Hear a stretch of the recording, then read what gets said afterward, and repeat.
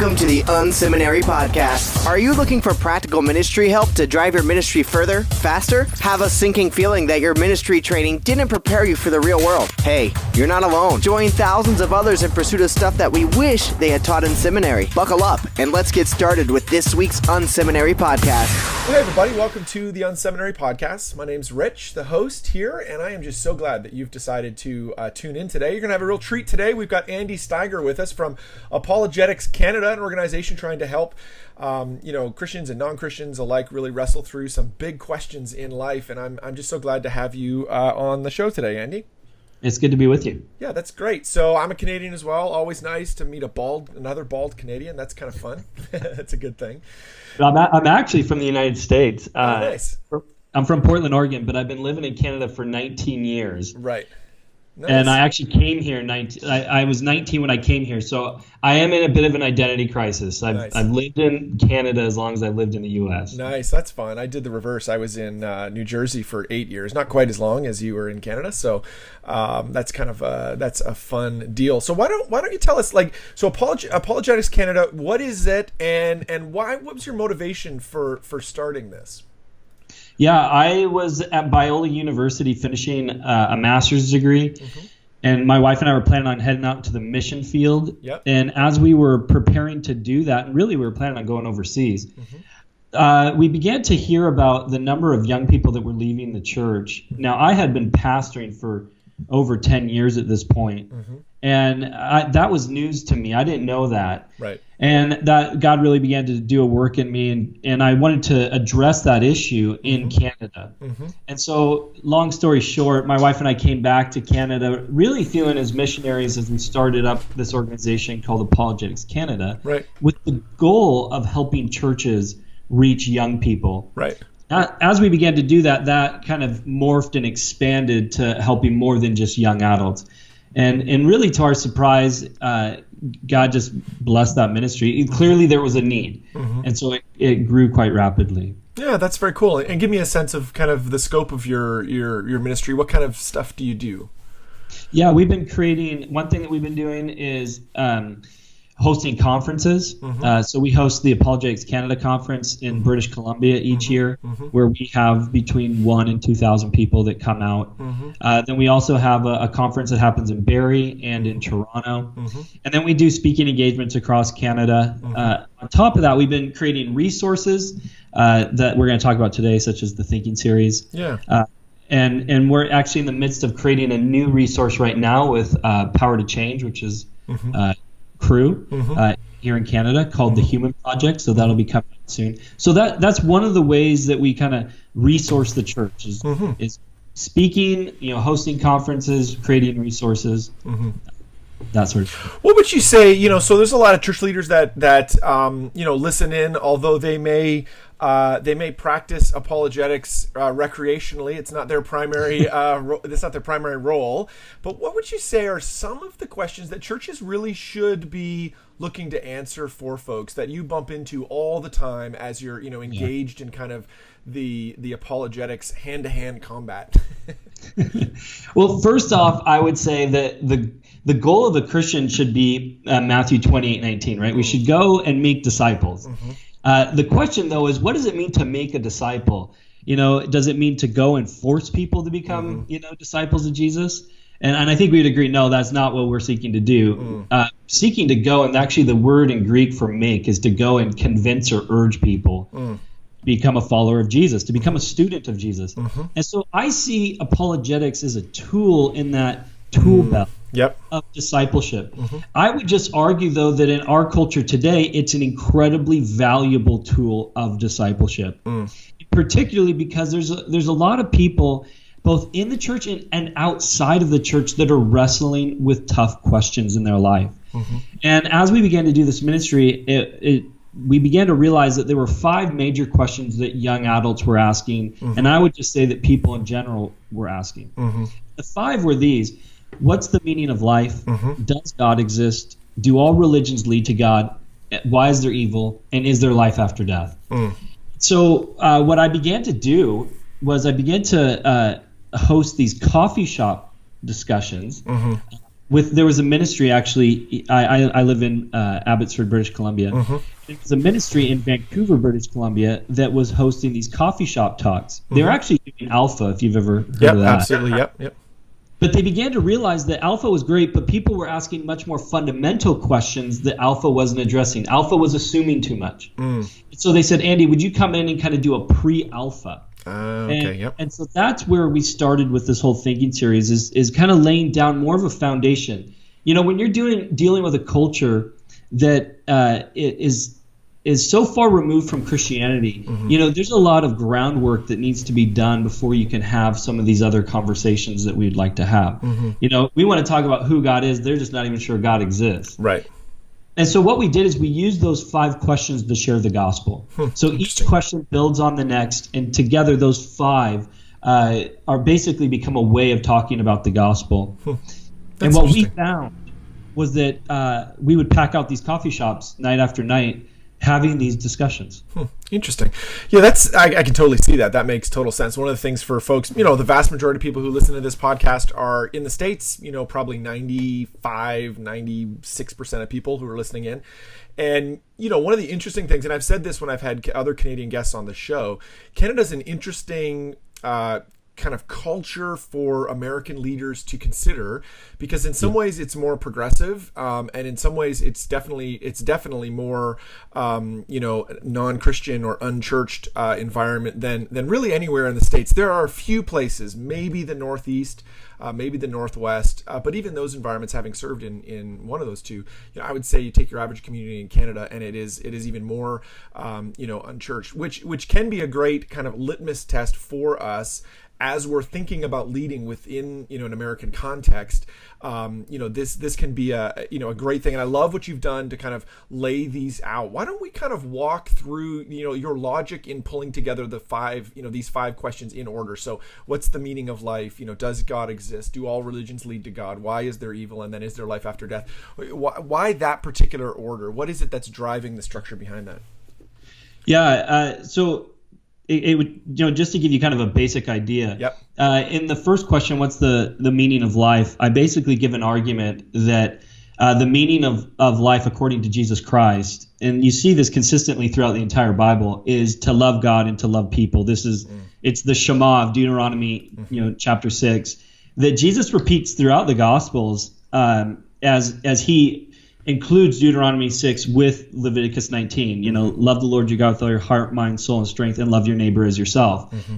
This is what this is what life is about. Like, God created you for the purpose of relationship with Himself, and relationship with each other. And so I give an argument for that, both a philosophical and a theological argument for that.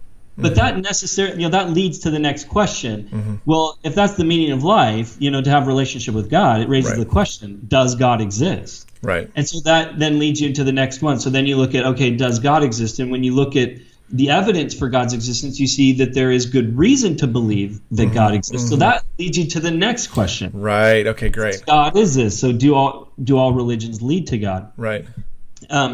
Which, by the way, I've kind of worded these questions in a way that people were asking them, because I had this conversation with Nancy Piercy. She said, Andy, why'd you do that question instead of, is there truth or something like that? And I said, well, because I'm dealing with the question about truth in there, but people tend to ask that question with this question, do all religions lead to God? Right. So then as you look at that question, you then it naturally leads you to the next question. Okay, if God does exist and Jesus Christ is who He claims to be, and you can have a relationship with God, and that is what you were created for, then why isn't that the kind of world we experience? Why do we live in a broken, messed up world of broken relationships, broken relationship with God, broken relationship with people? So then it leads you to that next question: why is there evil?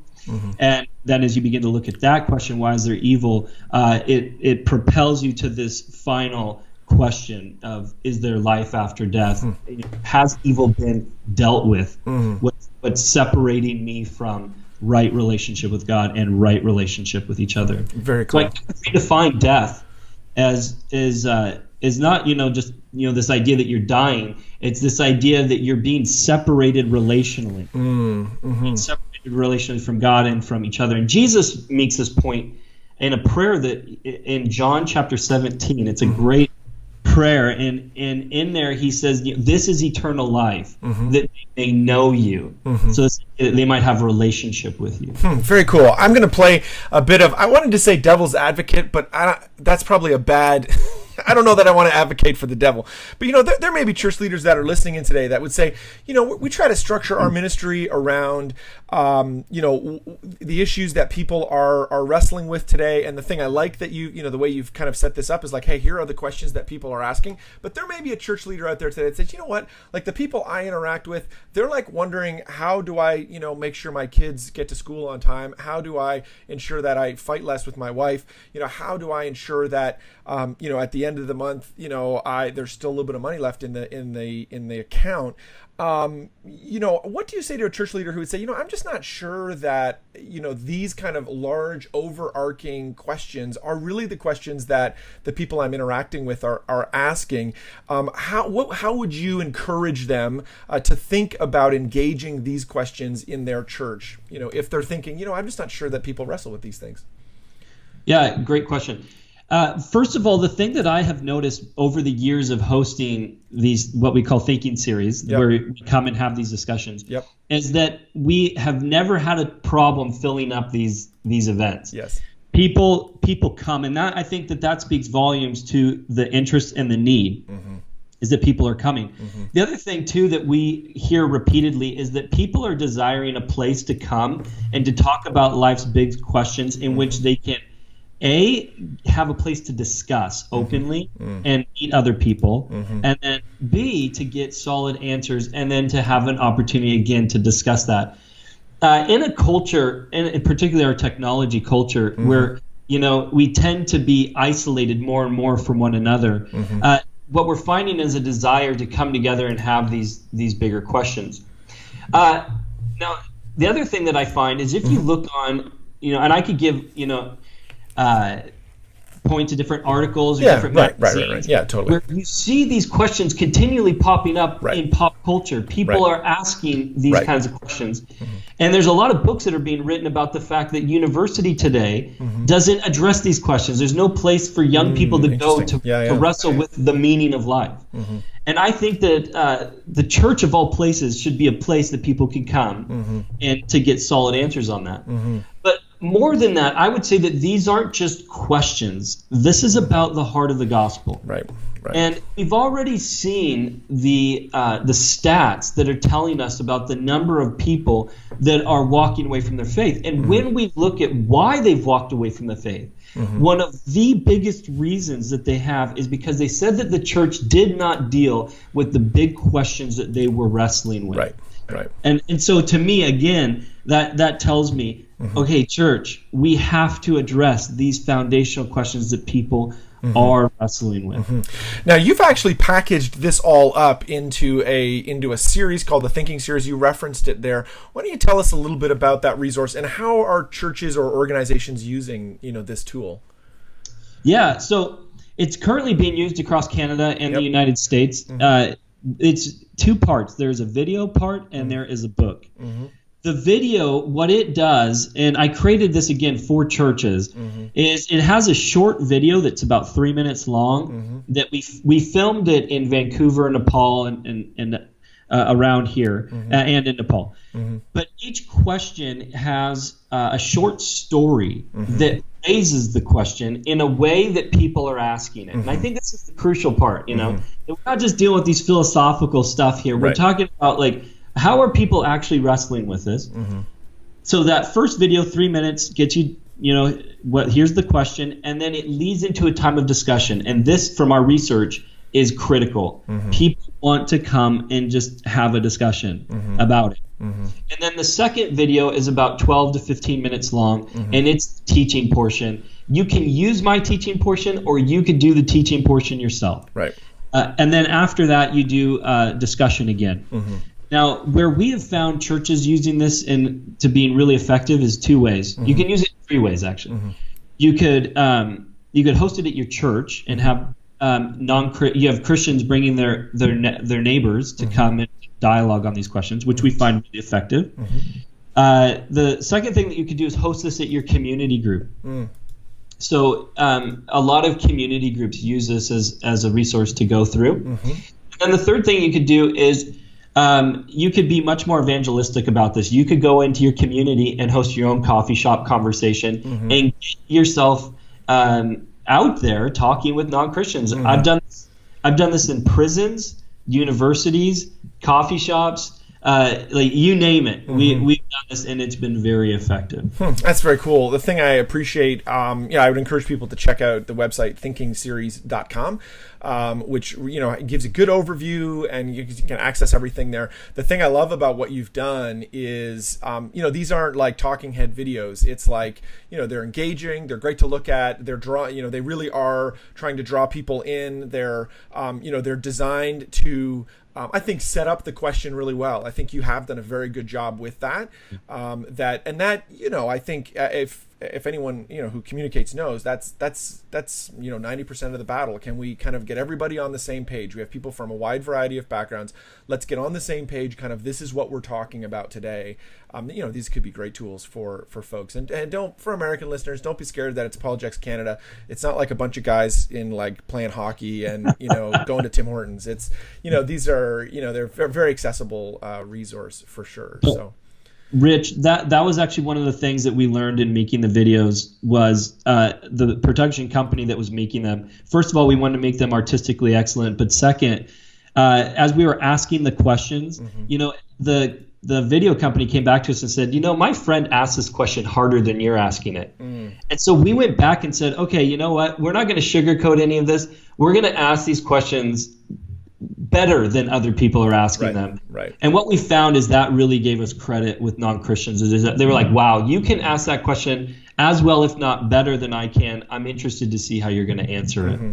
Yeah, it's great. There's another, again, just to underline, I think for leaders that are listening in today, there's another Canadian leader, a guy by the name of Bruxy Cavey, who's in the Toronto area, who every Sunday at the end of all of his talks and of all of his messages does open forum Q&A, where anybody that's in the room that day can ask a question, or you can text in a question from one of their locations. And that, again, I think there's something about the question thing. It is, and I had this conversation with Brooks around that once, where I was saying to him, like, listen, it's notional. There'll be 1,500 people in the room. You'll take 2 questions. It's not like you're not actually answering everyone's questions. Why do you keep doing that? And he said, what it does is it communicates to the broader audience that, like, no question is off is a bad question here. We're willing to answer, whatever that is. And and they, sure enough, you do get real zingers where people, it's either super personal or like well thought out, or and that does create a culture and environment where you communicate to people who don't normally go to church that, hey, this is an okay spot. And so that's what I love about what you've done here. I think you've done a very good job trying to set it up and make it so it's as accessible as possible. If people wanted to kind of, there may be church leaders who are listening and they say, I'm interested in this kind of thing.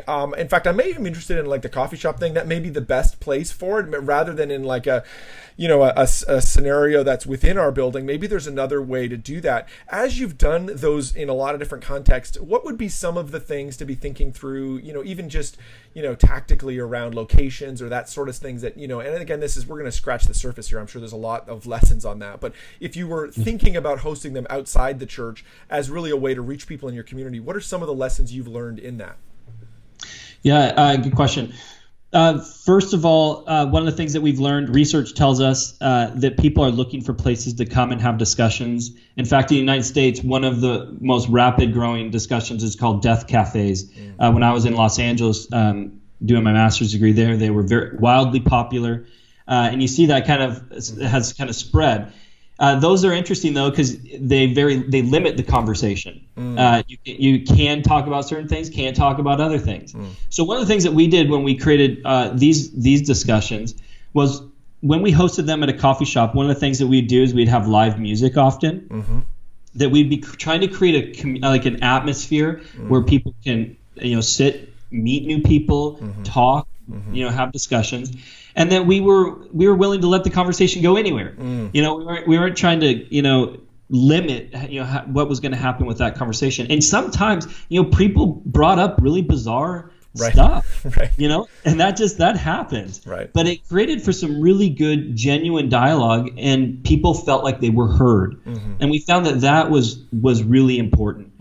One of the other things that we did is we had discussion cards, and on those discussion cards, let people know about resources that they could go and learn more about that topic if that interested them. Another thing that we did is we would tie in these coffee shop talks with a local church, so that at the end of it, maybe it ended at Easter time, and we would have the last, we would encourage people to go to that church, or there's different ways that you can tie it in so that these people can then get connected into a local church at the end of it, or during it, and we found that was very successful. One of the other things that we need to do is to help people know that it's a safe place to bring their non-Christian friend, right?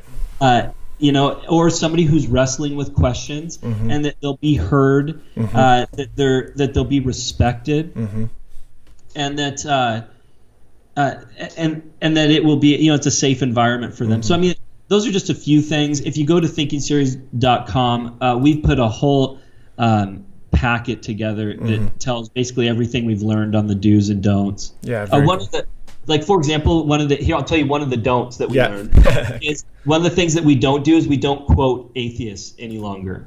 So when I don't positively quote them or negatively. What we found was people were so skeptical of us using one of their people, if you will, if they were atheists. Most just came as agnostics.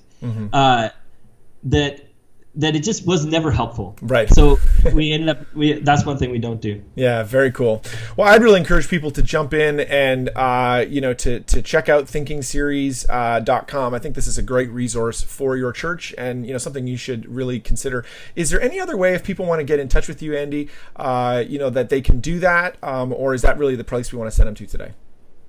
Oh, yeah, absolutely. If they have any questions, they can contact us at info@apologeticscanada.com. We would love to hear from them and help in any way that we can. One of the other things that we do on that resource is if you're hosting the Thinking Series, you can see on thinkingseries.com where the series is being hosted in the United States and in Canada.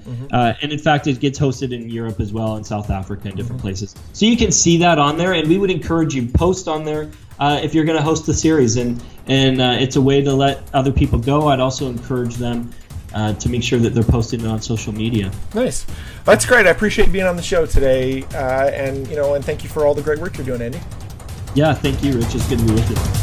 Thank you for tuning in to this week's unSeminary podcast. Don't be shy. We'd love to connect. Check out unSeminary Inbox. You can sign up at unSeminary.com, and we'll send you helpful training resources every week. Plus, you'll gain immediate access to our exclusive members area with tons of resources you can use. Connect with Rich on Twitter @RichBirch or through email rich@unseminary.com. Don't forget to check out the show notes for this episode at unseminary.com. It includes links to what we talked about today and more. Leave a comment. We'd love to hear from you. Did you enjoy today's episode? Drop by iTunes and leave a review. Thanks again for tuning in to this week's unSeminary podcast. Join us next week when we'll learn more stuff we wish they taught in seminary.